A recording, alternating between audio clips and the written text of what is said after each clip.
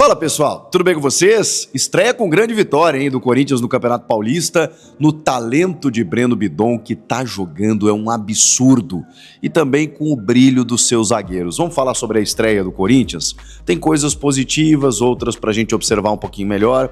Chega mais, eu sou o Chico Garcia, inscreva-se no canal e vamos juntos. Já tá inscrito no canal? Então bora. Vamos lá, deixa o like aí também pra gente poder falar do Corinthians, 3-0 sobre a Ponte Preta, com todo o contexto e a ressalva que a partida exige, né? A gente tá falando de um primeiro jogo, de uma Ponte Preta campeã da Série C, ou seja, indo para a Série B do futebol brasileiro, com muitos desfalques. A gente falou aqui na véspera, no pré-jogo, um time que perdeu muitos jogadores porque acabaram não recebendo, a Ponte tem alguns transfer bans aí ativos também e não conseguiu contratar, registrar jogadores, pegou um banco de reservas praticamente de garotos, né, vindos lá da Copinha para poder ajudar a Ponte a ter elenco para poder fazer essa estreia. Então, é claro que a Ponte Preta seria uma adversária, digamos assim, batível, né, para o Corinthians.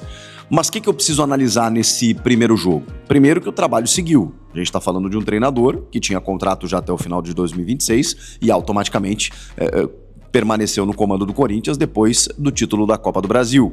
A gente está falando de um elenco que foi mantido, por enquanto o Corinthians não fez grandes vendas e também não trouxe grandes reforços, mas tem coisa acontecendo.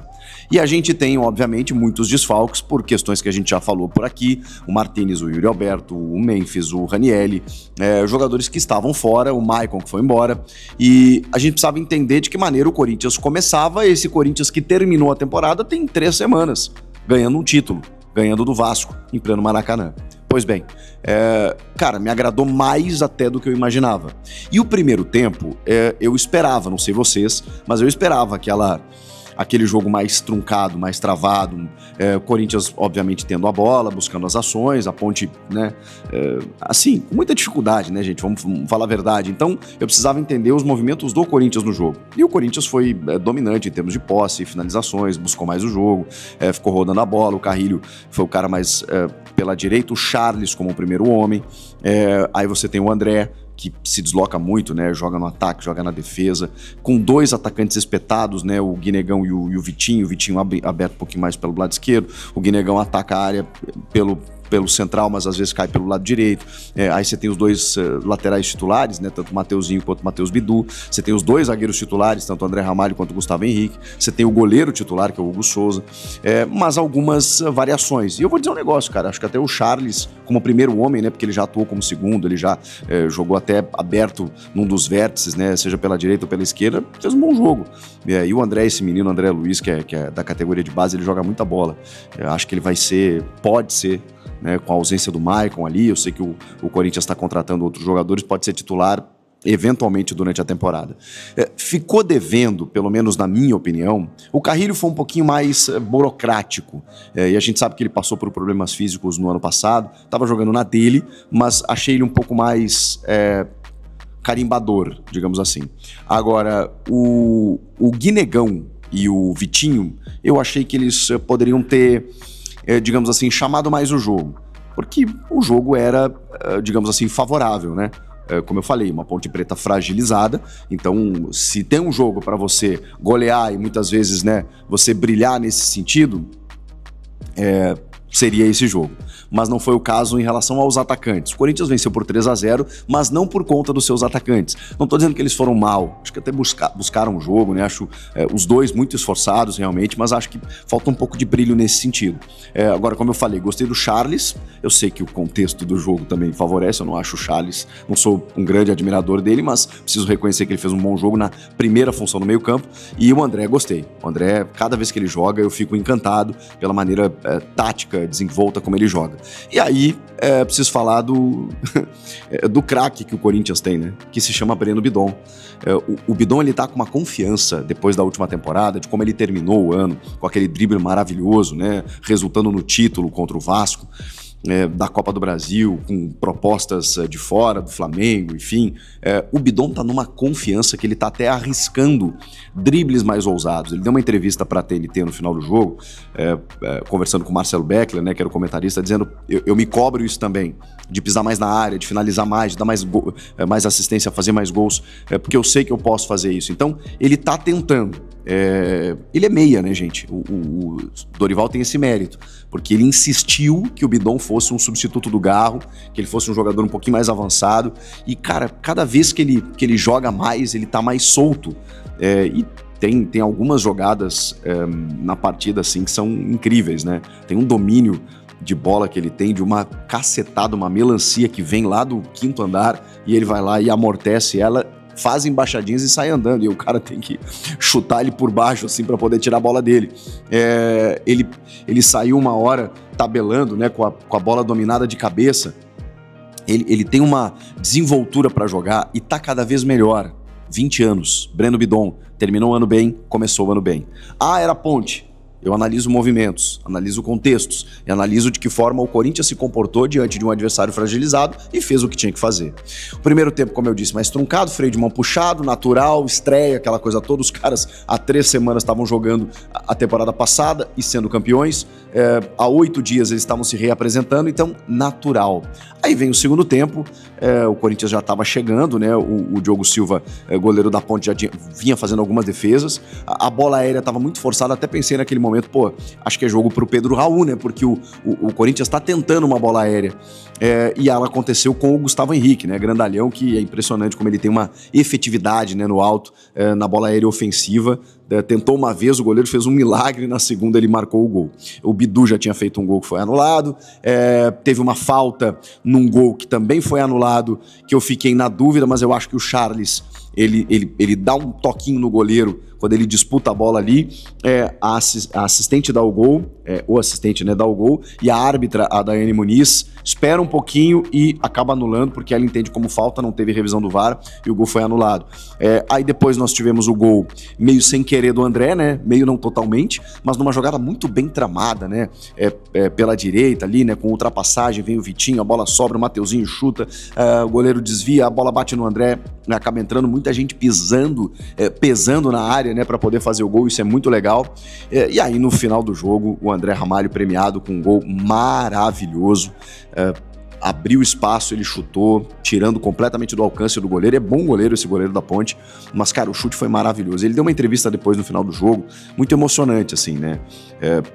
Por tudo que o clube, o Corinthians e ele mesmo passou, a gente não tem muita ideia, né, rapaziada? Fazendo um tete-a-tete com vocês aqui, uma meia-culpa que eu faço, e eu até pego leve, assim, né? Às vezes a gente passa do ponto na crítica, porque, enfim, a gente entende a exigência do torcedor, o torcedor fica... Eu me coloco né, no lugar do torcedor, muitas vezes, né, a gente fica exigindo algo mais desses caras, né, para representar uma torcida tão gigantesca quanto a do Corinthians, e o André revelou que, pô, cara, teve o sogro, né, que faleceu no início do ano passado, que a família inteira passou de luto. Eu sei o que é isso, perdi meu sogro, um corintiano, né, tem 2 anos, e é muito difícil, assim, cara, você administrar isso dentro de casa. Então, se ter a cabeça boa para jogar futebol, não é fácil. E o André é um cara experiente, que voltou pro Brasil também por isso, por conta da família, jogou a vida inteira na Europa, de repente o cara chega e tem que desenvolver dentro do Corinthians. Ele chegou muito bem, depois deu uma oscilada junto do Félix Torres, junto do Gustavo Henrique, e depois os dois mesmo, né, o Gustavo e ele, se firmaram ali na defesa. Então é importante, né, cara, começar o ano pelo menos valorizando que o Gustavo Henrique e o André Ramalho também acabaram fazendo os gols dessa vitória 3-0 sobre a Ponte. Depois, no segundo tempo, ali 70, 72 minutos, o Dorival começou a mexer. O primeiro a sair foi o Carrilho, por uma questão física. Aí ele colocou Dieguinho, colocou Kaique, colocou o Pedro Raul, que até teve uma chance no final, mas, né, acho que ele entrou faltando pouco tempo para mostrar alguma coisa. Deu uma cabeçada que ele estava impedido, o goleiro pegou, depois ele tentou chegar antes do goleiro, acabou trombando ali, pediu um pênalti e tal, mas nada demais. O Jacaré acabou entrando também nos minutos finais para ganhar uns minutos, o que eu acho legal. Então o Campeonato Paulista é isso, né? É uma competição traiçoeira, como disse o Dorival, eu concordo, mas o time já começou vencendo, goleando, dando alegria para a torcida e com muita gente para entrar nesse time, né? Não apenas aqueles que estão fora por uma questão momentânea, mas também pelos reforços que já vão chegar. O Gabriel Paulista foi confirmado, eu vou fazer um vídeo depois sobre os reforços, tá? E o Matheus Pereira, jogador do Fortaleza, que o Marcelo Passo conhece, que é filho do Terrão e que estava lá no clube cearense e que já deve chegar aí nos próximos dias e deve ter mais por aí. Então, na sequência, a gente traz mais detalhes sobre os movimentos de mercado do Corinthians visando a temporada que já começou. E começou bem, eu acho. Você não acha? Comenta aqui. Vamos lá, Matheus Pereira. Baita contratação. Samir, baita contratação? Para nossa realidade, sim. Um jogador que chega a custo zero, empréstimo até o fim do ano, com opção de compra e com um salário de 240 mil por mês. Vocês têm noção que o Corinthians já havia aceitado um aumento para o Maicon de 700 mil, de 600 mil para 700? Ele pediu luvas e tudo. O Corinthians está repondo o Maicon com um jogador mais jovem, com um jogador tecnicamente melhor e com um jogador 3 vezes mais barato. Uma baita de uma economia. Então, para mim, foi uma contratação muito boa. Contrato até o fim desse ano, contrato de empréstimo, com opção de compra, valor fixado. Eu vou apurar o valor para vocês, salário de 240 mil por mês, que é, meu amigo, muito menor que o salário do Maicon. Se o Maicon ficasse, ia ficar por 700 mil. Matheus Pereira, para mim, é mais jovem, é mais jogador, ele faz as 4 funções do meio campo, pode jogar no lugar do Garro e no lugar do Bidon, pode ser o primeiro volante, pode ser o segundo volante, pode ser o terceiro volante. Eu acho que é uma contratação boa para nossa realidade hoje. Matheus Pereira, beleza? Fora isso, o Matheus Pereira não assinou ainda, Rodrigo, porque ele tá vindo de Fortaleza para cá. O Charles ganha muito mais que 240 mil, é outra realidade, né? Deixasse o Fabinho Soldado, a gente tava morto. Vamos falar do lateral direito do Atlético Mineiro. O Corinthians fez uma consulta ao Atlético Mineiro para saber as condições de uma negociação pelo lateral direito Natanael, jogador de 24 anos. Quem é Natanael? Você vai se lembrar, ele enfrentou o Corinthians em um brasileiro aí faz uns 2, 3 anos, e ele foi revelado pelo Coritiba. É um jogador que despertou o interesse de muitos clubes na época, né? Começou bem o Natanael. O Atlético Mineiro, né, sempre gasta bastante, se aproveitou e contratou o Natanael no início do ano passado, porque o Natanael ia poder assinar um pré-contrato no meio do ano. Ele saiu até mais barato para o Atlético Mineiro. Ele saiu por 7 milhões de reais, o que eu ouvi falar. Então, normalmente, assim, não vai ser um jogador caro com passe fixado, né, com direito de compra fixado. Por quê? Só para vocês, né, entenderem, o Corinthians fez uma consulta com o Atlético Mineiro e está esperando uma resposta para saber se tem chances do Atlético emprestar o Natanael. Por quê? O Atlético Mineiro acabou de contratar um lateral direito. Só que o que dificulta também o Corinthians, que eu acho que o Atlético não vai querer negociar, é porque o Atlético hoje só tinha o Natanael de lateral direito. Aí o Atlético comprou um gringo agora. Vocês sabem o nome do gringo? Foi uma fonte do Corinthians que me disse isso. Porque eu converso com as fontes e eu dou minha opinião para as fontes. Eu falo o seguinte, mas é o único lateral do Atlético, pô. Como é que vocês não vão perder tempo em contratar o único lateral dos caras? E aí a fonte do Corinthians falou para mim, eles contrataram um gringo lá e o menino, e o Natanael não se firmou no Atlético. Eles não confiam no Natanael para ser o lateral deles. Aí eles contrataram um gringo. Vocês sabem o nome do gringo? Vocês estão falando que é o Preciado, né? É Preciado que fala a pronúncia? Preciado, né? Que era do Del Valle, aqui, ó. Preciado, equatoriano.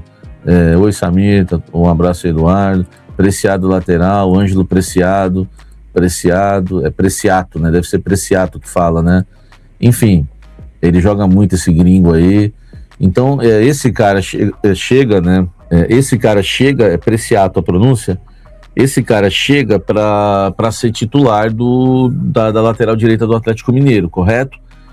Isso foi o que minha fonte disse, que era um gringo, né? Eu não sabia o nome. Então é o seguinte, o Natanael, ou o Atlético vai falar não, porque ele vai ser o reserva imediato do Preciato, ou o Atlético aceita emprestar para o Corinthians. O Corinthians só vai negociar, só vai contratar o Natanael se o Atlético aceitar emprestar o jogador. Correto, gente? Vamos para minha avaliação. Eu acho um bom nome.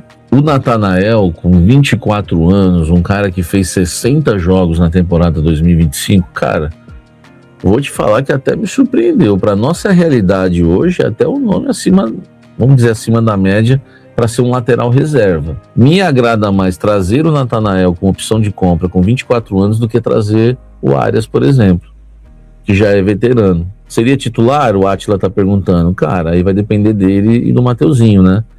Mas assim, gente, talvez não venha. Minha opinião, acho que nem vem. Por que o Atlético nem ia se desfazer de um jogador de 24 anos, lateral direito? Só se o Atlético estivesse interessado em algum jogador do Corinthians e enrolar uma troca pelo Pedro Raul. Enfim, o Pedro Raul não é jogador pro Corinthians, né, gente? Pode ter feito gols no Ceará, tudo. Enfim, só se rolar uma troca, né? Troca pelo Kaká, alguma coisa desse tipo. O Corinthians tem que ser habilidoso no mercado também nesse quesito de trocas, tá? Eu acho que se conseguisse, seria uma boa. O nome me agrada, tá? O nome me agrada do nosso querido aí é Natanael. E agora é a gente aguardar. Sobre o Matheus Henrique. Matheus Henrique não, desculpa, gente. Matheus Pereira. Samir, quando Corinthians contratou o Matheus Pereira e não vai contratar mais ninguém, então, é ele para o meio campo, tá? O Corinthians estava trabalhando com essas 3 frentes: Mandaca, Matheus Pereira e Alan, do Flamengo. Fechou o Matheus Pereira, tá? Se fechar com o Juventude o Mandaca, contrata o Mandaca também, porque precisa de elenco, tá? Essa é a visão, tá? Contrata o Mandaca também. O Corinthians está tentando, tem 40% do Mandaca, o Juventude tem 60%, e o Corinthians está tentando, né, deixar o Juventude com uma... O Corinthians está tentando, por exemplo, pegar 20% só do jogador, né? Eu falei isso para vocês já no final de semana, né, na sexta. O Corinthians está pensando em pegar 20% do jogador, deixar o Juventude com 40%, pagar quase nada por ele e assim conseguir contratar o Mandaca. E se por acaso der certo com o Alan, eu vou falar um negócio para vocês. Dá para trazer os 3, tá? O Matheus Henrique, o Alan e o Luiz Mandaca. Eu acho que fecharia a questão ali do meio campo. Seria bem interessante, fecharia bem esse meio campo. Vai atrás, e já está atrás de atacantes e lateral direito. Então é o que o Corinthians tem aí buscado, né, no mercado da bola. Fala, torcedor corintiano, venho aqui trazendo mais um vídeo. Peço você que deixe seu like e se inscreva no canal. Vamos aí com mais um corte do Chico Garcia, do Samir Carvalho. O Chico aí trouxe as avaliações aí do time do Corinthians dentro de campo aí. Timão aí entrou cansado, né? Teve pouco tempo de férias aí, entrou um mistão aí, só que o Corinthians representou muito. E vamos falar aí o que é principal aí a respeito aí das contratações, né, que o Samir trouxe em primeira mão aí. Vamos falar a respeito do Mandaca. O Mandaca aí seria uma boa opção, porque é um cara forte ali pro meio do campo ali, um volante ali de contenção ali, que ele faz a mesma função que o Martins faz, só que o Martins não tem tanto fôlego para aguentar aí 90 minutos, então ele já cansa. O Mandaca aí já é um moleque já jovem, e também tem a possibilidade do Alan, né? Alan também é muito bom, e o Matheus Pereira aí do Fortaleza, que era do Corinthians, né?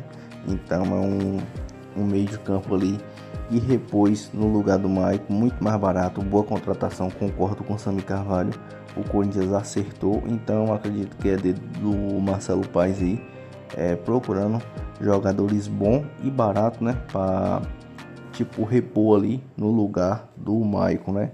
E também tem a opção aí também de trazer o lateral do Atlético Mineiro, né? Seria até bom ele se desempenhar aí, o Corinthians contratar ele no final do contrato aí, né? Tipo ali para ele ficar ali junto com o Mateuzinho ali, porque a gente não tem um lateral direito, a gente necessita de um lateral direito e buscar atacante, né? Que eu acredito que o Yuri Roberto pode estar saindo. Queria saber o que é que você pensa, o que é que você acha disso tudo. Todos os créditos destinados na descrição e no vídeo. Tamo junto, forte abraço e vai Corinthians!